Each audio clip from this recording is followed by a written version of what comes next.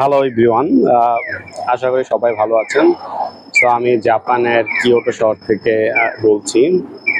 আমি আছি আমি কিয়োটোতেই থাকি। সো আমি এখানে সানজো ট্রেন স্টেশনের পাশে একটা চার রাস্তার মোড় আর কি। এটা এখানে সুন্দর একটা জায়গা। জাপানে কিয়োটো শহরটা খুবই সুন্দর। প্রত্যেকটা জায়গায় মনে হবে যে সুন্দর। তো এটা একটা মোড় আর কি। আমার পাশে দেখতে পারবেন, এই যে দেখেন রোড, এই পাশে ভুলে পিছনে একটা কি বলবো, এটা পানি টানি আছে আর কি, পুকুর টাইপ। আর এখানে দেখেন একটা রোড, চার রাস্তা রোড। যাই হোক, তো আমার আজকে জাপানে অলমোস্ট 3 মান্থস হয়ে গেছে, প্লাসই হয়েছে আর কি। সো আমি আসলে আমার 3 মাসের অভিজ্ঞতা আসলে আমি শেয়ার করতে চাই। ভাবলাম শেয়ার করে হয়তো অনেকের উপকারে আসবে। তো 3 মাসে যেটা আমি বুঝলাম, যেটা প্রথম ভুল হচ্ছিল এখানে, যদি স্টুডেন্ট হিসাবে আসেন বা যে ভিসা, যদি স্টুডেন্ট হিসাবে আসেন এখানে জাপানে, তাহলে অবশ্যই জাপানে আসলে আপনার একটা বাসা নিতে গেলে প্রায় লাখ খানিক টাকা খরচ হয়ে যায়, 1-1.5 লাখ টাকা খরচ হয়ে যায়। ব্যাপারটা হচ্ছিল আপনার এখানে বিভিন্ন ধরনের চার্জ, যেমন ধরেন কি মানি বলে একটা বিষয় আছে। তারপরে আপনার সিকিউরিটি মানি দিয়ে গ্যারান্টার কোম্পানির জন্য টাকা দিতে হবে। তারপর ক্লিনিং চার্জ দিতে হবে, বিভিন্ন চার্জ মিলে লাখ খানিক টাকা আসে। সেটা আপনি ফেরত পাবেন না। এটা অ্যাডভান্স, বাংলাদেশে যেমন অ্যাডভান্স করতেন, এটা মাসে মাসে কেটে এরকম না। টাকাটা নিয়ে নেবে তারা একটা চার্জ হিসাবে, ঠিক আছে? এটা চার্জ হিসাবে নিয়ে নেন। তো একটা সমস্যাটা হচ্ছে, যদি আপনি রুমমেটের সাথে নেন বাসা, তার সাথে আপনার হয়তো যে বললো না, অথবা আপনি হয়তো বা কমফোর্টেবল ফিল করলেন না, তখন আপনার রুমটা ছেড়ে দিতে হবে। আপনার টাকাটা কিন্তু লস হবে, আবার নতুন এত টাকা দিয়ে বাসা নিতে হবে। তো জাপানে এটা একটা বাজে একটা বিষয় আমার কাছে মনে হচ্ছে, এত টাকা দিয়ে বাসা নিতে হয়। তো চেষ্টা করবেন যখনই আসবেন, ফার্স্টে কারো কষ্ট না থেকে ফার্স্টে একটা ডরমেটরিতে থাকা। ওখানে অ্যাডভান্স লাগে না, আচ্ছা মান্থলি রেন্ট দিতে হয়। বেশি রেন্ট হলে সমস্যা নেই, 1-2 মাস থেকে কারোর সাথে যদি আপনি কমফোর্টেবল মনে হয় তার সাথে বাসা নেন, অথবা নিজে একটা খুঁজে একটা বাসা নিয়ে নেবেন। আর এখানে জাপানের বাসা ভাড়া প্রচুর। এখানে প্রায় একটা ছোট একটা রুমের ভাড়া, আমি যে রুমে থাকি ওখানে প্রায় 43,000 টাকা ভাড়া দিতে হয়। গ্যাস বিল আছে, কারেন্ট বিল আছে, পানি বিল আছে, সো এগুলা, ইন্টারনেট, সো এগুলো মিলে আরো অনেক টাকা দিতে হয়। সো অনেক টাকা বাসা ভাড়া। সো ডরমেটরি উঠবেন, সো তাতে আপনাদের জন্য সবচেয়ে বেস্ট ডিসিশন। দেন 1-2 মাস মধ্যে পরে একটা বাসা ঠিক করে শিফট করে ফেলবেন, ঠিক আছে? আর জাপানে এসেই হুটহাট খরচ করা, আসলে এত খরচ করা যাবে না। কারণ এখানে যেহেতু প্রথমত আসলে আমি অনেক খরচ করছি এখানে, অনেক কিছু কিনছি, বাসার জন্য লাগে, অনেক কিছু লাগছে। তো খাওয়া দাওয়া, আমি একটু খাবার প্রচুর খাই আর কি, বিভিন্ন জায়গায় ট্রাই করতে করতে খাওয়া দাওয়া হয়েছে সেটা। জাপানে কিছু গ্রোসারি শপ আছে যেগুলোতে কম পয়সা পাওয়া যায়, যেমন গিওমো, যেমন গ্রোসারি শপ থেকে কিনবেন। আর কনভেনিয়েন্স স্টোর থেকে এগুলাতে দাম একটু বেশি। হ্যাঁ, এবং এইখানে জাপানে মূলত যারা হালাল খাবারের জন্য যান, হালাল খাবারের জন্য আপনার ওই হালাল কিছু শপ আছে, পাকিস্তানি ইন্ডিয়ানদের হালাল শপ আছে। বাংলাদেশে মেবি আছে, কিয়োটো শহরে আমার তো মনে হয় বাংলাদেশে আছে আমি জানি না, বাট আমার এখানে আছে। আর এখানে মশলা টশলা যেগুলো হালালের ইম্পর্টেন্সই নাই, সেগুলো যে নেপালি শপ আছে, জাপানে প্রচুর নেপালি থাকে, তো নেপালি শপের থেকে কিনে নিতে পারবেন, ঠিক আছে? সেটা একটা বিষয়। আর জাপানে শান্তিপূর্ণ আর কি জায়গা, খুব ভালোই লাগে আর কি, কোনো ঝুট ঝামেলা নাই।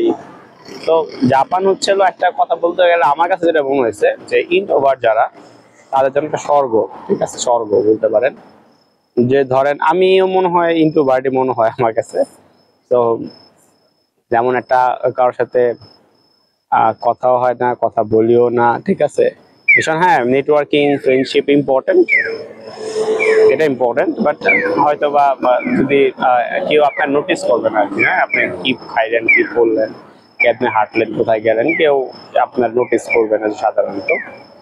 তো এই দিক থেকে কেউ আপনার ঘরে এসে নক দিবে না, ঠিক আছে? আপনার কোনো সোশ্যাল গ্যাদারিং গেলেন না গেলেন সমস্যা নেই, কাজ করবেন, খাবেন, ঘুমাবেন, কাজ করবেন, খাবেন, ঘুমাবেন, মাঝে মাঝে কিছু জায়গায় ঘুরতে যাবেন।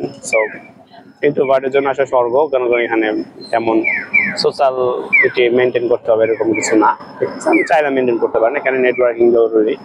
যেমন প্রথম দিকে জবটা পাওয়ার জন্য হয়তো বা কিছু মানুষের সাথে যোগাযোগ, হ্যাঁ কিছু মানুষের, বেশি মানুষের প্রয়োজন নেই আসলে। কিছু মানুষের সাথে যদি ভালো, যারা আসলে আপনি হেল্প করতে পারবে, তাদের সাথে একটু ভালো সম্পর্ক রাখলে হয়তো একটা ভালো কাজ টাজ পাওয়া যায়, ঠিক আছে? খুব বেশি মানুষের সাথে মিশে আমার মনে হয় যে লাভ নাই আসলে। কারণ যত বেশি মানুষের সাথে মিশবেন, আমার কাছে মনে হয় যে ক্ষতির আশঙ্কা থাকে, উপকার থাকে, ওই ক্ষতির আশঙ্কা থাকে। উপকারের যে ক্ষতিটা ঠেকানো জরুরি, ঠিক আছে? তো বেশি মানুষের সাথে মিশলে দেখবেন সবাই আপনাকে আড্ডা দেওয়ার জন্য ডাকবে, ভাই আসেন আড্ডা দেই, কি করতেছেন না করতেছেন। সো এত আড্ডা দিতে দিতে দেখবেন যে নিজের পড়াশোনা হবে না, ঠিক আছে? কাজকর্মতে দেখবেন যে রাতে ঘুমাবেন দেরি করে, সকালে শরীর স্বাস্থ্য খারাপ করবেন। যাই হোক, এটাই। আর ও আচ্ছা, জাপানে কিয়োতো শহরে মেবি, অন্য শহরের কথা আমি বলতে পারি না, কিন্তু শহরে আসলে খাওয়া নিষেধ, হাঁটতে হাঁটতে খাওয়া যাবে না, রাস্তার ভিতরে খায় না। আমার এটা অভ্যাস আছে, ব্যাড হ্যাবিট আছে, বাট আমি এটা চেঞ্জ করার চেষ্টা করতেছি আর কি। সো আজকে আমি এখানে আসলাম, ভাবলাম যে ভিডিও করি। আজকে বন্ধ, জাপানে আসার রবি সোমবার দিন বন্ধ থাকে, সরি শনি বন্ধ থাকে। সো এরকমই। আর আমি তো এখানে আসছি মাস্টার্স প্রোগ্রামে। সো আমাদের ভ্যাকেশন চলতেছে এখানে, অলমোস্ট এই 2 মাস ভ্যাকেশন দিয়েছে, একটা সেমিস্টার পরে 2 মাস ভ্যাকেশন আছে। ভ্যাকেশনের সময় কাজ করা যায়, নর্মালি 28 ঘন্টা লিগেলি কাজ করা যায়। এবং ভ্যাকেশন যখন থাকে তখন 40 ঘন্টা করে পার উইক আর কি, 28 ঘন্টা পার উইক। আর ভ্যাকেশনের সময় 40 ঘন্টা কাজ করা যায়। এই কাজ করে যদি আপনি এই কাজ 28 ঘন্টা কাজ করেন, তাহলে আপনি আপনার টিউশন ফি দেওয়া সম্ভব। টিউশন ফি, হ্যাঁ টিউশন ফি দেওয়াটা কঠিন, থাকা খাওয়ার জন্য হয়ে যায়, থাকা খাওয়ার জন্য তো ভালোই হয়ে যায়। তারপরে যত টাকা ম্যানেজ করা সম্ভব, আরো কিছু ইনকাম করে। এখানে ল্যাঙ্গুয়েজটা ইম্পর্টেন্ট জাপানে, জাপানের ল্যাঙ্গুয়েজটা খুবই ইম্পর্টেন্ট। ল্যাঙ্গুয়েজ না জানলে এই জায়গায় আসলে জব পাওয়া একটু কিছুটা কঠিন, কিছুটা না অনেকটাই কঠিন। হ্যাঁ, জব দেখা যায় যে জব পাইলে আপনি বুঝবেন না কথা কি বলতেছে। এখানে মানুষ ইংলিশ তেমন একটা বলে না, ঠিক আছে? মানুষ বোঝেও না, জাপানিজ ইংলিশ বলেও না, বোঝেও না। সো সাধারণত তারা জাপানিজই প্রেফার করে। সো জাপানিজ কাজ পাওয়া যায়, কাজ আছে অনেক যেখানে জাপানে, বাট ল্যাঙ্গুয়েজটা ইজ ভেরি ইম্পর্টেন্ট।